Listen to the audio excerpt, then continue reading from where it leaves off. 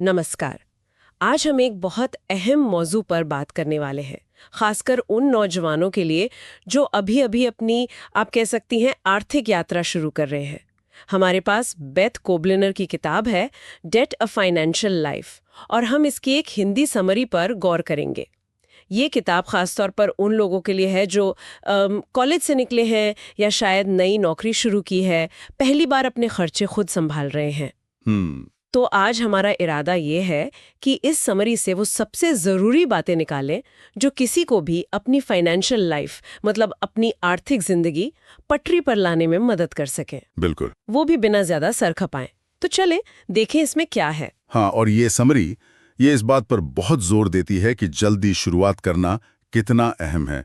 अक्सर लोग सोचते हैं अरे जब पैसे ज्यादा होंगे तब सोचेंगे। हाँ बिल्कुल यही होता है। पर समरी के मुताबिक ये इंतजार यही शायद सबसे बड़ी गलती हो सकती है। देर करने से देखो तनाव तो बढ़ता ही है, कई अच्छे मौके भी हाथ से निकल जाते हैं। बिल्कुल। और समरी का पहला बड़ा सबक यही है भाई, इंतजार मत करो। अपनी आर्थिक आदतों को ना जवानी में ही सुधार लो।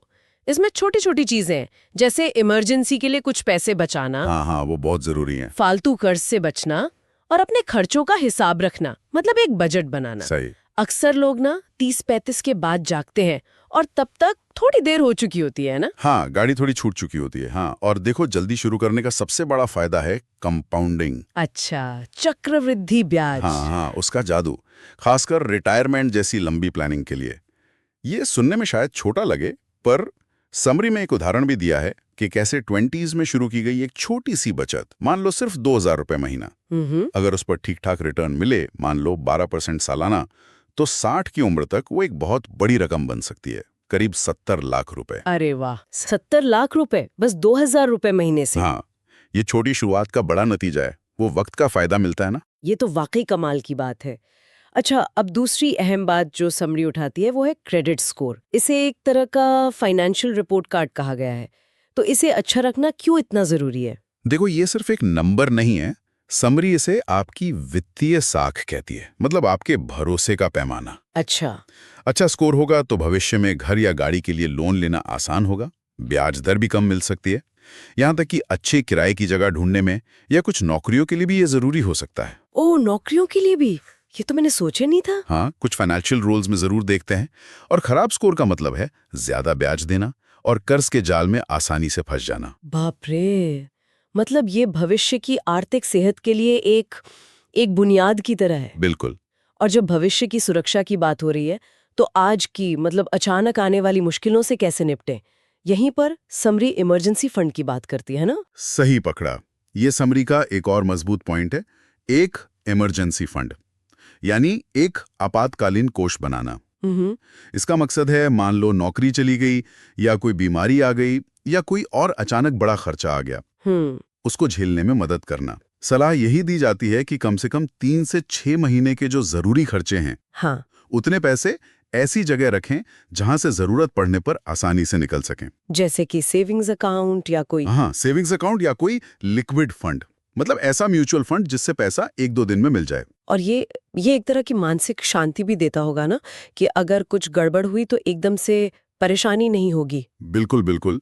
बिना इस सुरक्षा कवच के लोग अक्सर क्या करते हैं, या तो दोस्तों रिश्तेदारों से उधार मांगते हैं, हाँ होता है, या फिर बहुत ऊंचे ब्याज वाले क्रेडिट कार्ड का कर्ज ले लेते हैं, हाँ, जिससे मुश्किलें कम होने की बजाय और बढ़ जाती हैं। ये फंड दरअसल आपको इसी तनाव से बचाता है। ये बात तो बिल्कुल सही है। चलिए अब आखिरी लेकिन शायद सबसे रोजमर्रा की जरूरत पर आते हैं, बजटिंग। समरी कहती है कि बजट सिर्फ खर्चों की लिस्ट बनाना नहीं है। हाँ, ये एक दिलचस्प नजरिया है। समरी के मुताबिक बजट दरअसल आपकी प्राथमिकताओं को तय करने का तरीका है, अपनी लाइफस्टाइल को अपने लक्ष्यों के हिसाब से ढालने का तरीका। अच्छा, कैसे? मतलब ये सवाल पूछना है कि मेरा पैसा जा कहाँ रहा है और क्या ये वहीं जा रहा है जहां मैं इसे भेजना चाहता हूं। इसमें देखो जरूरी खर्चे तो हैं ही, बचत, निवेश, कर्ज चुकाना, और हाँ, थोड़ा मनोरंजन भी शामिल होना चाहिए। हाँ, वरना टिकेगा नहीं। बिल्कुल, वरना टिकेगा नहीं। तो ये एक तरह से अपने पैसों को दिशा देना है, सिर्फ हिसाब रखना नहीं। लेकिन कई युवा सोचते हैं भाई बजट बनाना बड़ा बोरिंग है, मुश्किल काम है। हाँ, ये लगता है। क्या समरी इस बारे में कुछ कहती है, इसे आसान कैसे बनाया जाए? समरी इस बात को मानती है और सुझाव देती है कि इसे आसान बनाने के तरीके अपनाएं। जैसे आजकल ऐप्स हैं कई सारे, हाँ है। उनसे खर्चों को ट्रैक कर सकते हैं। या फिर महीने की शुरुआत में ही बचत और निवेश का पैसा अलग कर दो। पे योरसेल्फ फर्स्ट वाला सिद्धांत। अच्छा, पहले खुद को भुगतान करो। हाँ, मकसद ये है कि इसे बोझ ना समझे, बल्कि अपनी आर्थिक आजादी का एक टूल समझें। ये बढ़िया नजरिया है। तो अगर हम इस पूरी चर्चा को समेटें तो इस समरी का निचोड़ क्या है? निचोड़ साफ है, अपनी फाइनेंशियल लाइफ को कंट्रोल करना। ये एक स्किल है और इसे जितनी जल्दी सीखा जाए उतना अच्छा। ये वो पढ़ाई है जो स्कूल में शायद ना मिले, पर जिंदगी में बहुत काम आती है। सही बात है। तो इंतजार मत कीजिए कि अमीर बनेंगे तब पैसे संभालें, बल्कि पैसे संभालना शुरू कीजिए ताकि अमीर बन सकें। वाह, बहुत खूब कहा। पैसे संभालना शुरू कीजिए ताकि अमीर बन सकें। और जाते जाते हमारे सुनने वालों के लिए एक सवाल छोड़ जाते हैं जिस पर वो सोच सकें। हमारे आज के खर्चे और जीने का तरीका, क्या वो वाकई हमारी अपनी ज़रूरतों और सपनों को दिखाता है, या फिर हम बस दुनिया की देखा देखी या यूं ही पुरानी आदतों के गुलाम बनकर रह गए हैं? सोचने वाली बात है। बिल्कुल, जरा सोच